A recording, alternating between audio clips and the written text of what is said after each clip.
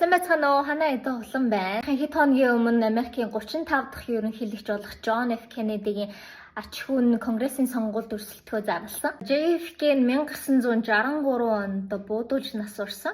JFK-гийн талаар маш олон ном бичигдсэн байдаг. За би болохоор ийм An Unfinished Life гэдэг энэ номыг уншсан. 95 бүхэн сонирхож байвал уншиж үзээрэй. Маш сонирхолтой ном байлээ. Jack Schulzberg нь болохоор Caroline Kennedy-гийн хүү байгаа.